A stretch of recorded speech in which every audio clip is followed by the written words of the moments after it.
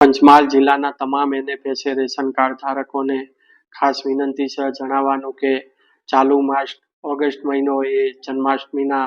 તહેવારને ધ્યાનમાં રાખી અને રાજ્ય સરકારે પ્રતિ વ્યક્તિ દીઠ જે અનાજ આપવામાં આવે છે અનાજની અંદર બાજરીના વિતરણનો પણ સમાવેશ કરવામાં આવેલ છે, જેમાં એનએફએસએ રેશન કાર્ડ ધારકોને પ્રત્યેક વ્યક્તિ દીઠ 2 કિલોગ્રામ ઘઉં, 2 કિલોગ્રામ ચોખા અને 1 કિલોગ્રામ બાજરીનું વિતરણ કરવામાં આવશે.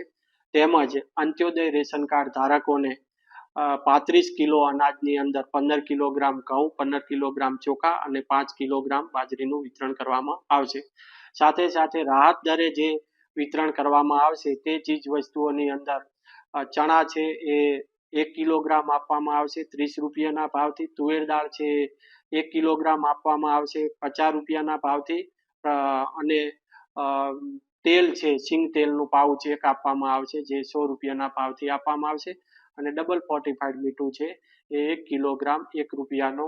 ભાવથી આપવામાં આવશે. તેમજ અંત્યોદય અને બીપીએલ કાર્ડ ધારકોને ખાંડ છે એ ખાંડ પણ વિતરણ કરવામાં આવશે, જેમાં તેઓને નિયમિત જે ખાંડ મળે છે એ ઉપરાંત વધારાની ફેસ્ટિવલની જેને તહેવારની ખાંડ કહેવામાં આવે છે તે 1 કિલોગ્રામ વધારાની ખાંડ આપવામાં આવશે, જેમાં જે નિયત ભાવ નક્કી કરેલ છે